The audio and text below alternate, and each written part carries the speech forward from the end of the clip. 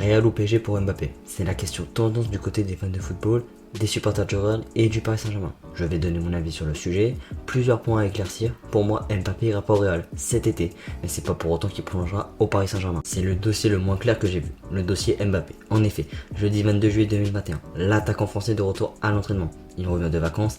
Avant ses vacances, lui et son entourage avaient coupé les contacts avec Leonardo concernant les négociations autour d'une extension de contrat.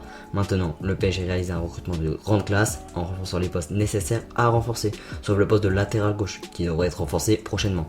Paris sort d'une demi-finale de LDC, une finale de LDC en 2020 et a une équipe solide et compétitive. Maintenant, que faut-il pour que Kylian Mbappé prolonge au PSG? Le problème ne peut pas venir des garanties sportives et salariales. Le joueur a tout ce qu'il faut sur ce plan-là. Dur d'analyser et donner un avis sur ce sujet. Mais je me suis demandé si le problème n'était pas du côté du statut du joueur. Le samedi 8 mai dernier, Neymar a prolongé au PSG. Une prolongation de 3 années, soit jusqu'en 2025. On sait que Neymar est très idolâtre au PSG. C'est un joueur star de cet effectif et l'un des meilleurs au monde, s'il le veut. En voyant prolonger jusqu'en 2025, Neymar, le projet et l'équipe ne tournera pas autour de Mbappé, mais bien de Neymar. Peut-être que Mbappé reste dans l'idée de prendre son envol pour enfin devenir le joueur star numéro 1 d'une équipe, comme l'a fait son idole CR7 en 2009. Il a quitté Manchester United pour le Real, avec déjà un ballon d'or, et l'équipe madrilène a tourné autour de lui pendant 9 ans.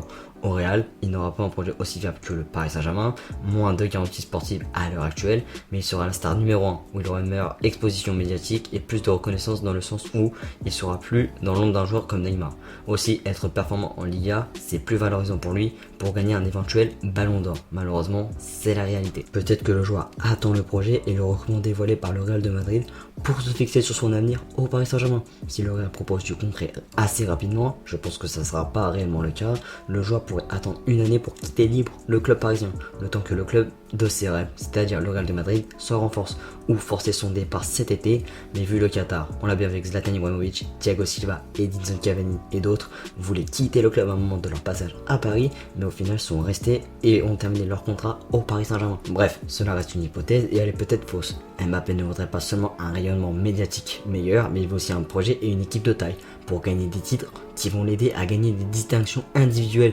prestigieuses comme le Ballon d'Or. Après, en l'état actuel, je ne vois pas Kylian Mbappé quitter le PSG cet été. Il y a plusieurs semaines, Florentino Pérez, président du Real de Madrid, qui avait dit dans un entretien accordé à l'émission espagnole El Chiringuito TV, sans sa fameuse Super League, il n'y aura pas de joueurs comme Mbappé ou Haaland cet été au Real. La Super League n'a pas vu le jour, le Real a des dettes, le Real doit renforcer son effectif, doit aussi vendre ses indésirables qu'il faudra forcément remplacer.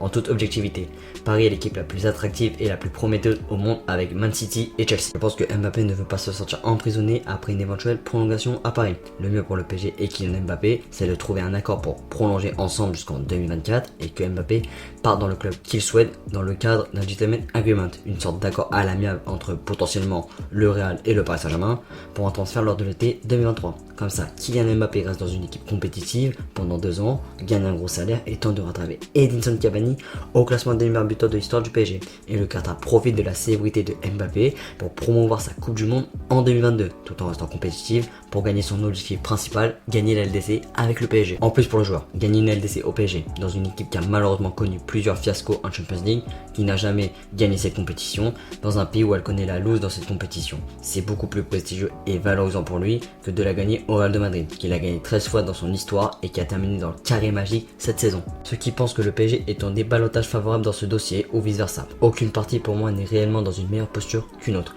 Mbappé sait qu'aucun club peut financièrement assumer son transfert. C'est dans son club actuel, il a tout pour s'épanouir. D'un côté, le club sait que le joueur est libre dans une année, le PSG ne peut pas se permettre financièrement et en termes d'image de laisser l'attaquant français de quitter libre le club.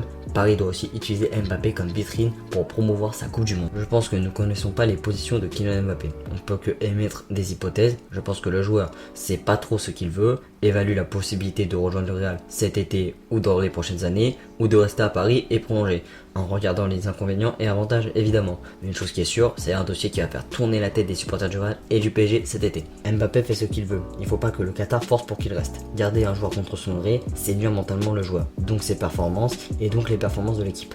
avec une éventuelle vente de Mbappé, tu peux devancer tout le monde pour un joueur comme Erling Haaland ou acheter un joueur qui a un profil similaire à l'attaquant français. Mbappé est l'un des meilleurs joueurs au monde, mais personne n'est irremplaçable, surtout quand tu t'appelles le Paris Saint-Germain. Si le kiff de Mbappé est de jouer aux côtés de Vinicius et Rodrigo et d'un milieu de terrain à bout de souffle, bah c'est son problème. Pour en finir, à mon avis, le Real de Madrid ne va pas agir dans l'immédiat. Le club madrilène qui entretient d'excellentes relations avec le PSG attendra probablement qu'un départ de l'attaquant français soit scellé et officialisé par le club parisien, car seulement attendu que Sergio Ramos et le Real de Madrid ne parviennent pas à trouver un accord pour prolonger le rock espagnol.